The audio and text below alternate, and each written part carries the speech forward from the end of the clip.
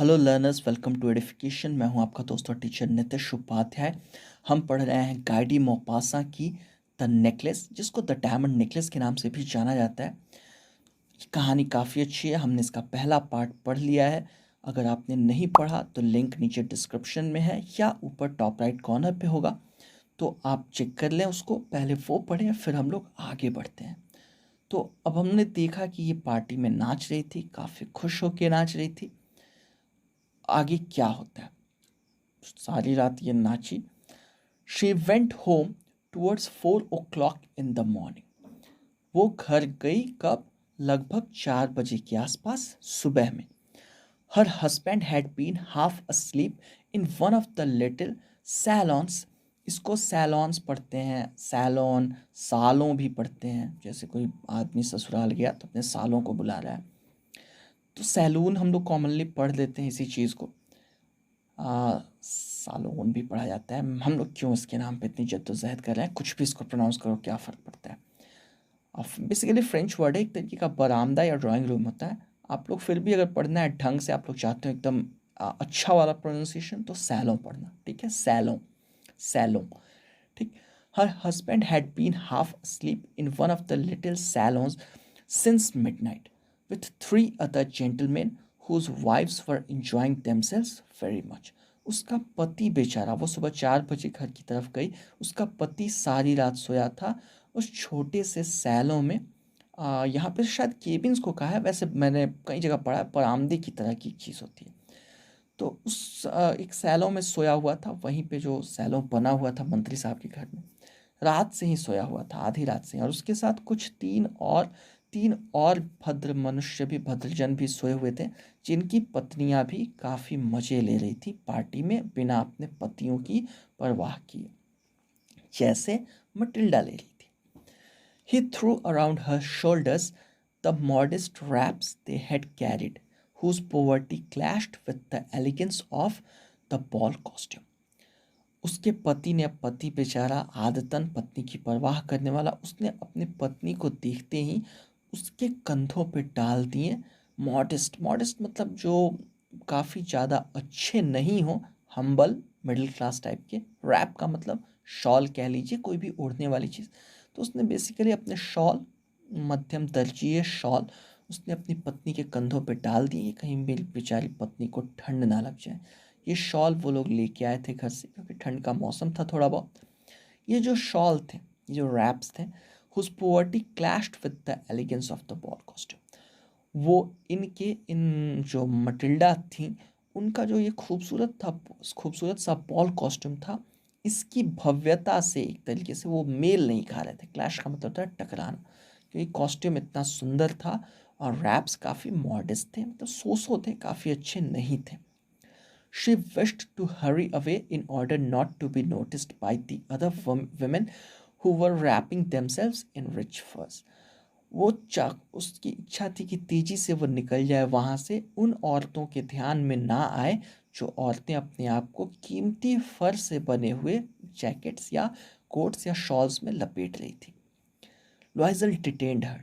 अब उसके हस्बैंड ने उसको वहीं पे रोका। क्या कहते हैं? Wait, said he, I am going to call a cab. कहता है कि रुको, मैं कैब बुला देता हूँ। कैब मतलब बग्घी कह लीजिए आप, गाड़ी, टैक्सी, आप लोग तो पता ही होगा क्या होता है। But she would not listen and descended the steps rapidly. लेकिन उसने सुनी नहीं अपने पति की। उसको तो जल्दी थी उन औरतों की नज़रों से दूर हो जाने की। कहीं वो औरतें देख के मजाक न उड़ाएं कि अरे ये देखो, ये वही है ना जिसमें सारे मर्द दिलचस्पी ले रहे थे, कितनी गरीब सी है ये, और ये इसका पति कैसा है। तो इन चीज़ों की वजह से वो चाहती थी कि निकल जाए। उसने सुनी नहीं अपने हस्बैंड की बात और सीढ़ियों से तेजी से नीचे उतर आई। When they were in the street, they found no carriage and they began to seek for one, hailing the coachman whom they saw at a distance. जब वो लोग नीचे निकल के आए गली में, तो उसको कोई बग्घी नहीं मिली। देखिए, कैब जो होता है ना, एक टैक्सी होती है, लेकिन पुराने ज़माने में, ये तब की जब की कहानी है, जब टैक्सीज़ इतनी कॉमन, मुझे नहीं लगता कि तब टैक्सीज शायद थी भी। तो कैरिजेस को ही कैब कहा गया, क्योंकि वर्ड कोई ये नया नहीं है, काफ़ी पुराना है। तो जब वो लोग गली में आए तो उनको कोई बग्घी वग्घी मिली नहीं, टांगा मिला नहीं। वो लोग ढूंढने लगे।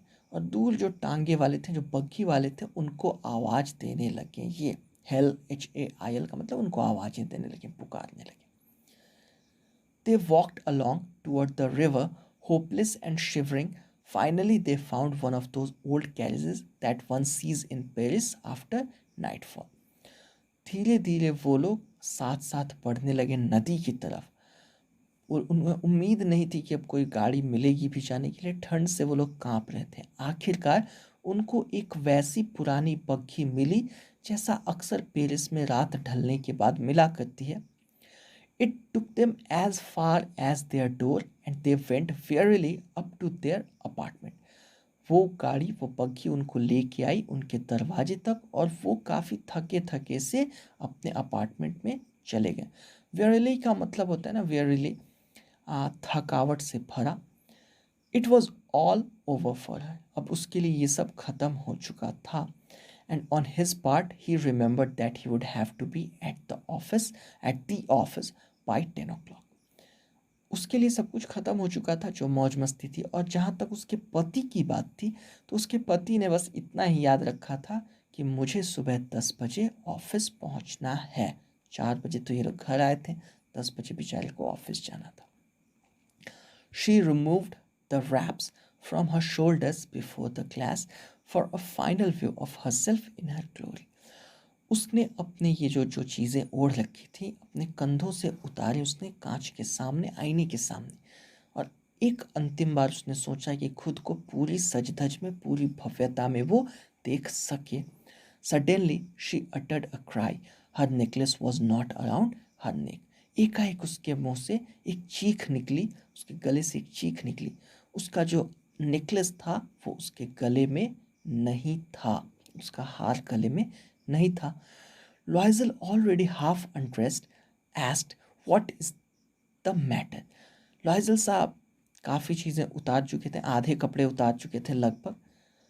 वो दौड़ते हुए यार, पूछते क्या है, दौड़ते हुए मतलब ये तो नहीं लिखा हुआ कि दौड़ते हुए हैं, तो मतलब उन्होंने पूछा व्हाट इज़ द मैटर, आखिर क्या बात हो गई। She turn towards him excitedly. I have no longer have Madame Forestier's necklace. हकलाते हुए कहती है कि मेरे पास वो जो मदाम फॉरेस्टियर का हार था वो नहीं है मेरे पास। ही अरोज इन डिस्मे। अब वो अविश्वास से उठ खड़ा हुआ। क्या कहता है वो, what, how is that, it is not possible.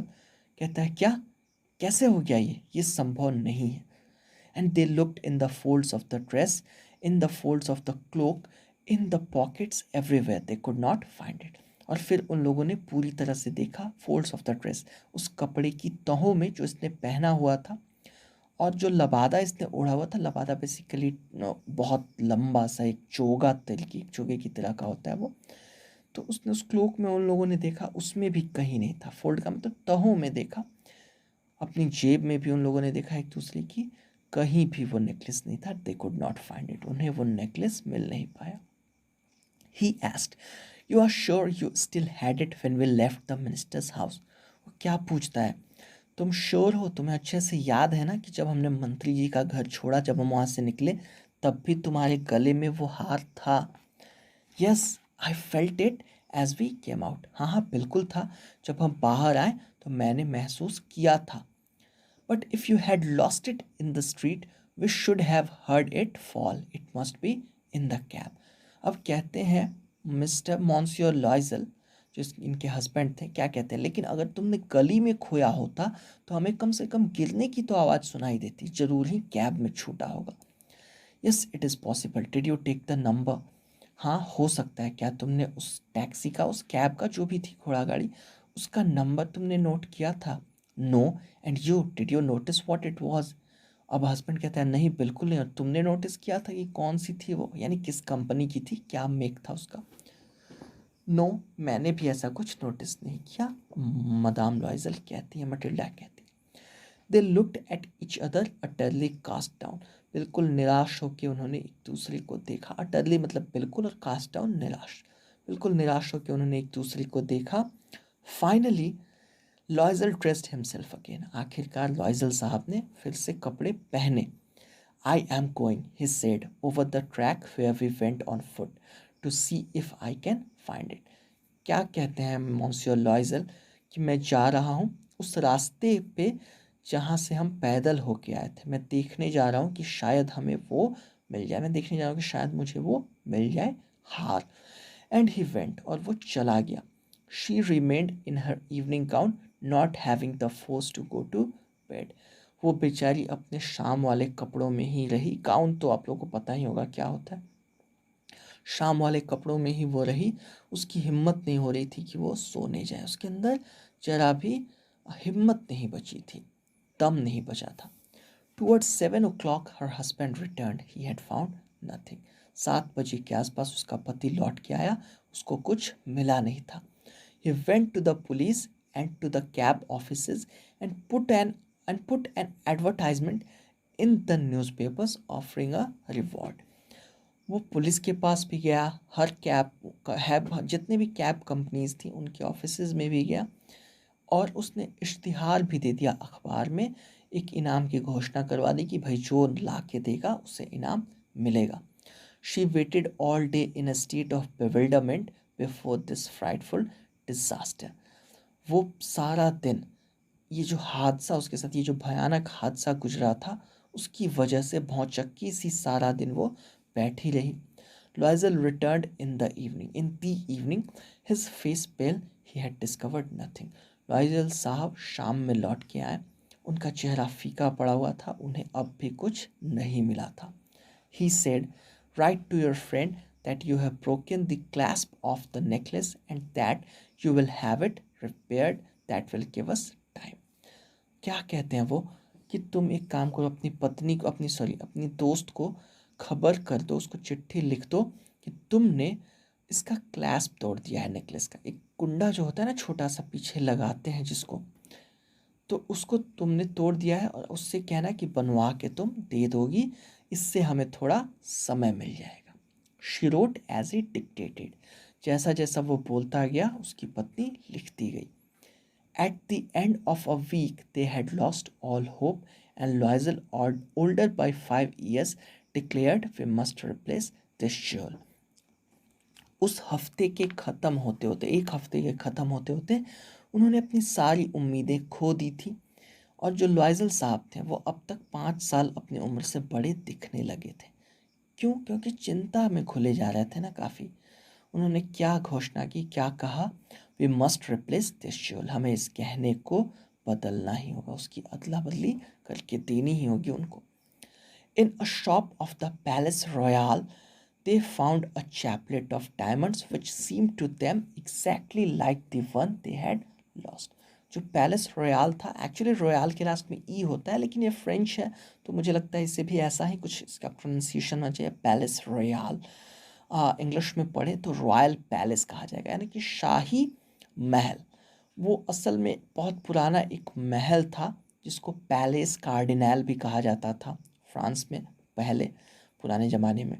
अब वो, जहाँ तक मुझे पता है, कि मिनिस्ट्री ऑफ कल्चर ने उसको अपना हेडक्वार्टर बनाया हुआ है, और वो एक म्यूज़ियम है। वहाँ काफ़ी क्यूरियो शॉप्स हैं, मतलब एंटीक्स आपको मिलेंगी, जो फ्रांस की खासियत है। फ्रांस की अलग अलग चीज़ें आपको वहाँ पे मिलेंगी। तो वहाँ पे उस पैलेस रॉयल का जो, वहाँ पे एक दुकान थी, मैंने पहले ही बता दिया कि मिनिस्ट्री ऑफ कल्चर का वो हेडक्वार्टर हो गया एक तरीके से। ढेर सारी दुकानें हैं वहाँ पे, ख़ासतौर पे एंटीक्स की दुकानें।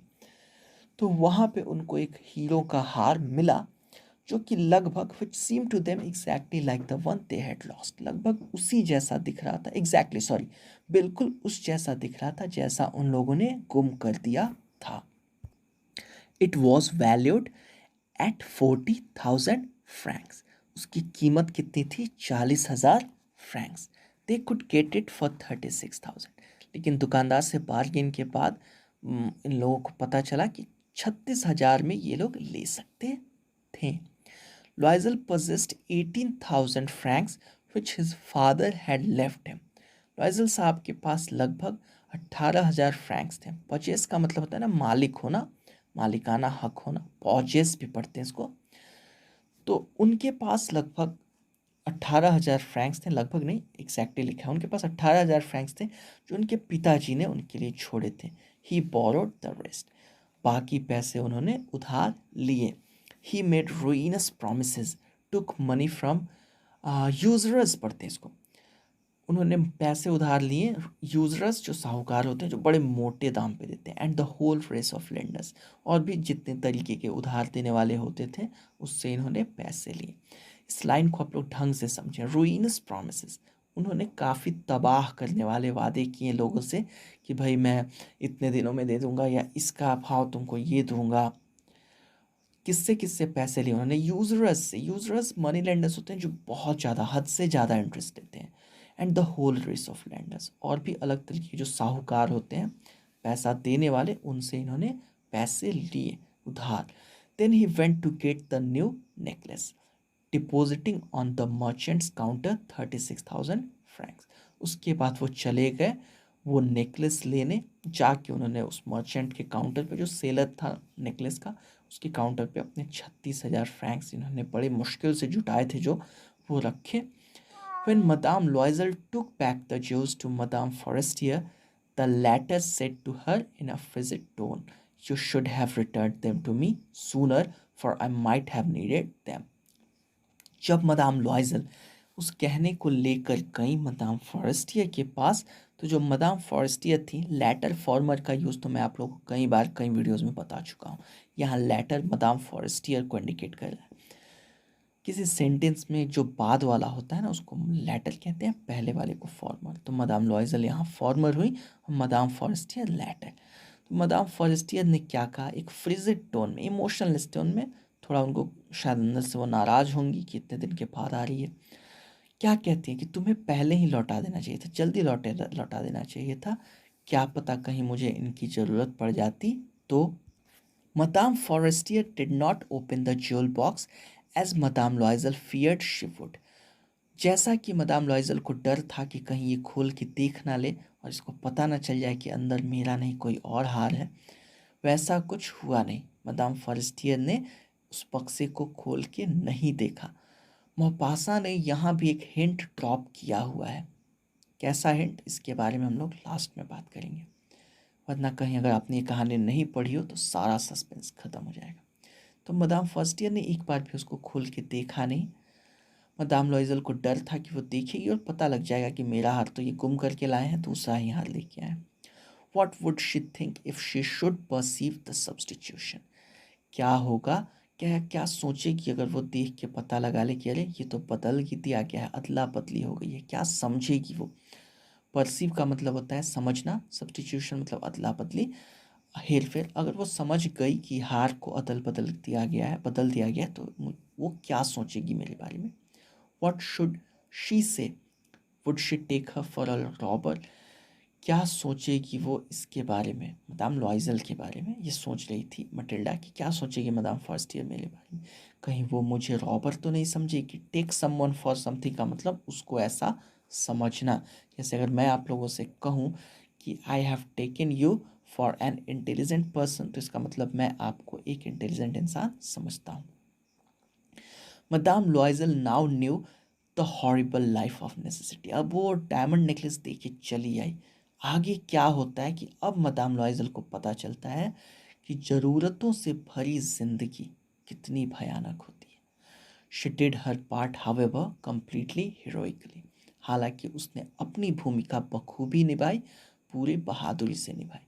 इट वॉज नेसेसरी टू पे दिस फ्राइटफुल डेट, ये ज़रूरी था, अगर इन लोगों को ये भयानक वाला कर्जा चुकाना था तो ज़रूरी था कि ये लोग अपनी ज़रूरतें काटें, अपनी ज़रूरतों को कम करें। शी वुड पे इट, अब वो चुका के रहेगी इसकी कीमत को। They sent away the maid, they changed their lodgings, they rented some rooms in an attic. अब उन लोगों ने क्या किया, अपने लाइफ स्टाइल को कैसे बदला पैसों को चुकाने के लिए। सबसे पहले तो उन लोगों ने अपनी मेड को भगा दिया, उसे मतलब हटा दिया कि जाओ भाई अब हम लोग कर लेंगे खुद से, गरीब हो गए हैं हम, पैसे नहीं हैं तुमको देने के लिए। अपने रहने के हाथ की जगह को उन लोगों ने बदल दिया। पहले वो लोग शायद अपार्टमेंट वगैरह में रहते होंगे, अब इन लोगों ने किसी की एटिक में कुछ रूम ले लिए। एटिक परछत्ती कहा जाता है हमारे यहाँ, बरसाती। विदेशों में एटिक कुछ अलग ही होता है। कोशिश करूँगा मैं वोकैबुलरी वाले वर्ड मीनिंग वाले वीडियो में उसकी एक पिक डालने की अगर मिल जाए तो। खैर, she learn the ऑडियस work of a kitchen, उसने एक किचन का घिनौना काम सीख लिया। जो किचन में होता है, और जाके करने लगी। She washed the dishes, she washed the soiled linen, their clothes and dishcloths, which she hung on the line to dry. She took down the refuse to the street each morning and brought up the water, stopping at each landing to catch her breath. वो क्या करती थी, plate धोती थी, मैले कुचैले जो soil लेलन मतलब पर्दे, बेडशीट, जो भी मैली कुचैली चीज़ें होती थी उनको धोती थी, कपड़े धोती थी, बर्तन वाले कपड़े धोती थी, जो बर्तन पोंछने के लिए कपड़े रखे होते हैं वो सब कुछ धोती थी, और फिर उनको सूखने के लिए आ, हाँ वो जो क्या कहते हैं उसको, क्लोज लाइन पे डाल देती थी।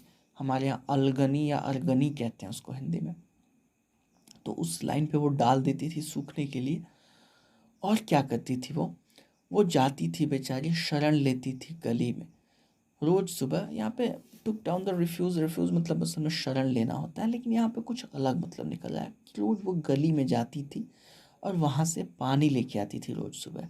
और पानी लाते हुए चूँकि भारी होता था, उसकी बाल्टी भारी होती थी, तो थोड़ी थोड़ी दूर पे वो रुक के सांस लेने लगती थी।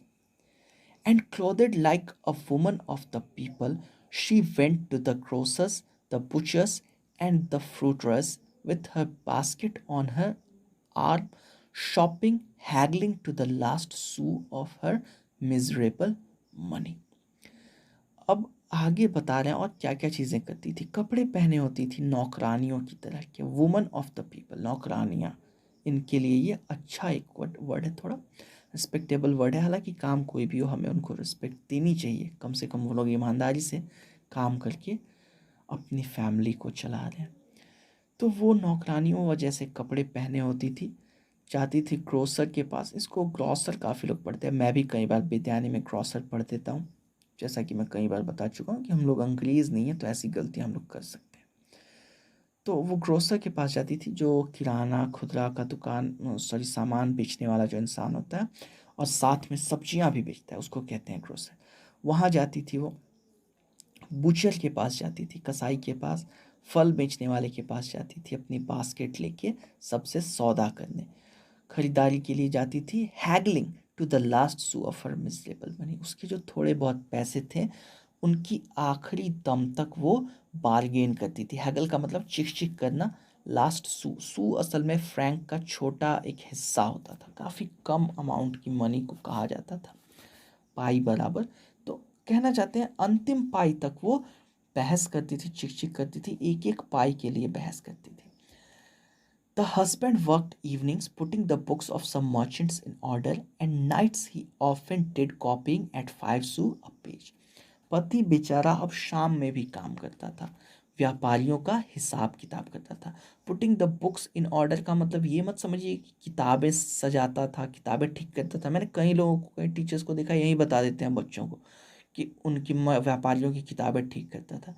अरे बुद्धू, putting the book in order का मतलब तुम लोग किसी अच्छे डिक्शनरी में देख लो ना, और किसी इकोनॉमिक्स वाले से पूछ लो, तो इसका मतलब होता है ना हिसाब किताब करना, ठीक है। तो हिसाब किताब करता था वो शाम में व्यापारियों का, और रात में अक्सर वो कॉपीइंग का काम करता था। एक पेज के 5 सू के बराबर उसको कॉपीइंग का काम मिलता था।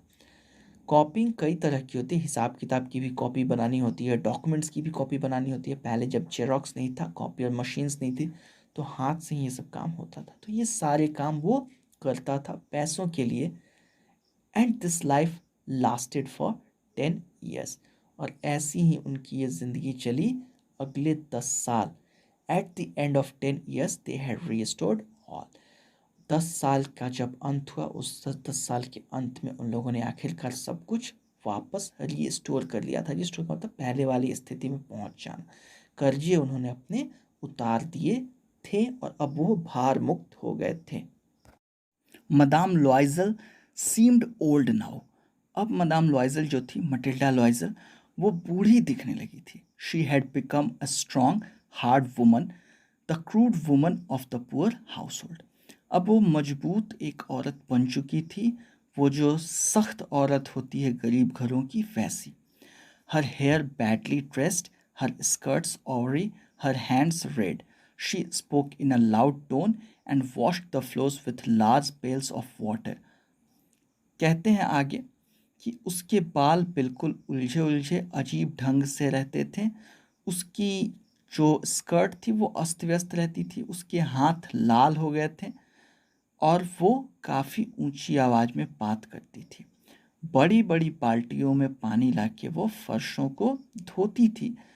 But sometimes when her husband was at the office she would seat herself before the window and think of that evening party of former times, of that ball where she was so beautiful and so flattered. लेकिन कभी कभी जब उसका पति office चला गया होता था तो वो बैठ जाती थी खिड़की के पास और सोचती थी उस शाम के बारे में, उस बीती हुई शाम के बारे में, उस बॉल के बारे में जहाँ वो इतनी खूबसूरत थी और इतनी प्रशंसा उसकी हो रही थी। How would it have been if she had not lost the necklace? कैसा होता अगर उसने नेकलेस को गुम नहीं किया होता? क्या होता? हु नोज, किससे पता है?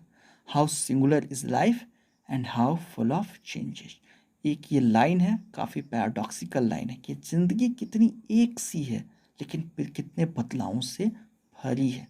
यानी कि मतलब सीधी राह में चली जा रही है हमारी ज़िंदगी, लेकिन फिर कितने बदलाव भी हैं।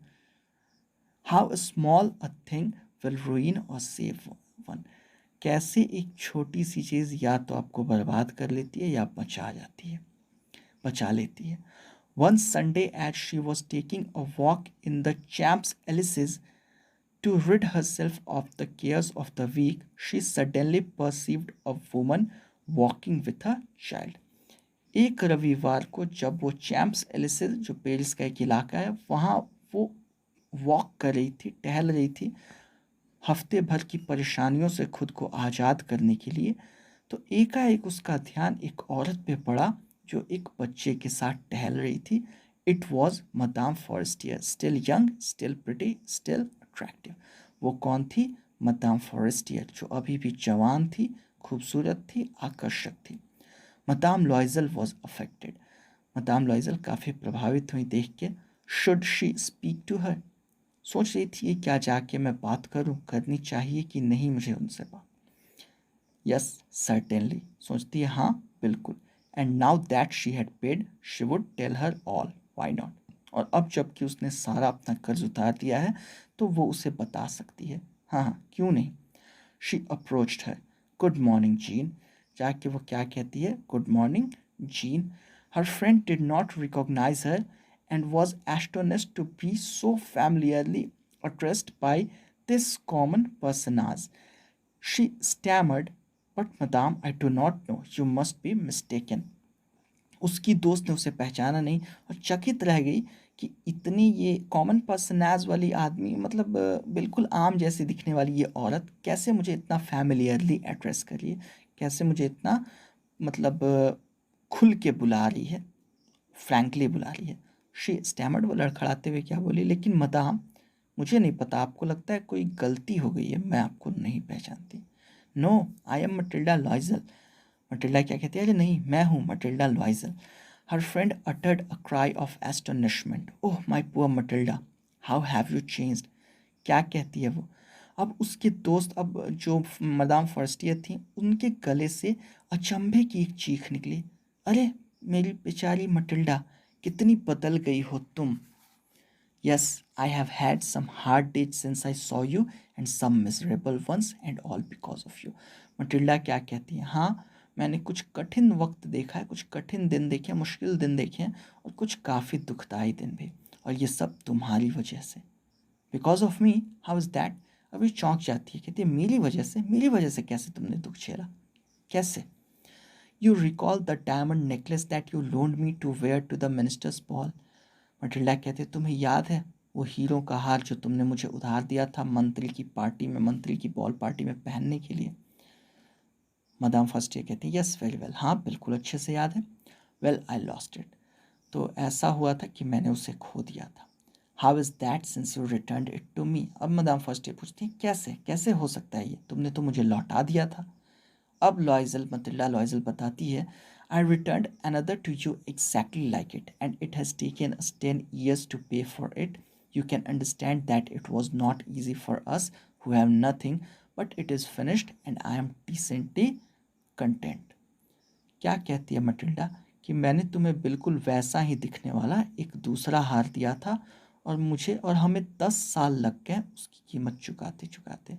तुम समझ सकती हो कि हमारे लिए ज़रा भी आसान काम नहीं था, हम जैसे लोगों के लिए जिनके पास कुछ भी ना हो। हम जैसे गरीब लोगों के लिए वो आसान काम नहीं था, but it is finished and I am decently content. लेकिन अब वो चीज़ ख़त्म हो चुकी है और मैं काफ़ी अच्छे से संतुष्ट हूँ। Madam Forestier stopped short. अब मदाम फॉरेस्टियर जो थी वो हक्की बक्की रह गई, उनकी सांस अटक गई। She said, you say that you bought a diamond necklace to replace mine. वो कहती हैं कि क्या तुम ये कह रही हो कि तुमने एक हीरो का हार खरीदा था मेरे हार को बदलने के लिए? Yes, you did not perceive it then, they were just alike. Matilda कहती है, हाँ, आपने उस वक्त नहीं समझा था ना, नहीं पहचान पाई थी ना, आप दोनों बिल्कुल एक जैसे दिखते थे। And she smiled and proud with proud and simple Joy. और वो पूरे गर्व से और खुशी से मुस्कुराई कि मैंने कैसे हार बदल दिया था, इनको पता नहीं चला। Madame Forestier was touched and took both her hands as she replied.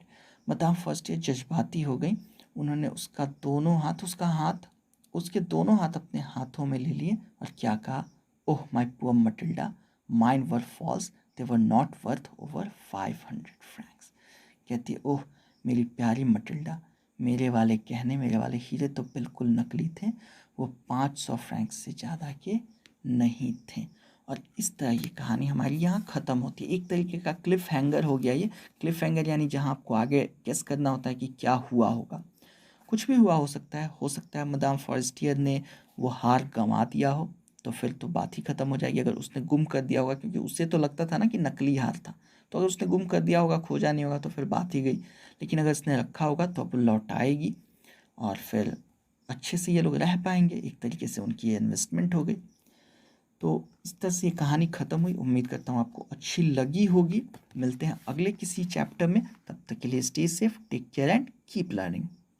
उम्मीद करता हूँ आपको ये लेसन समझ में आया होगा। अगर ऐसा है तो प्लीज़ लाइक का बटन दबाइए, वीडियो अच्छा लगा हो तो, और साथ में नीचे कमेंट करके हमें ज़रूर बताइए अगर वीडियो नहीं पसंद आया, या आप ये भी बता सकते हैं कि आप आने वाली वीडियोज़ में क्या चाहते हैं।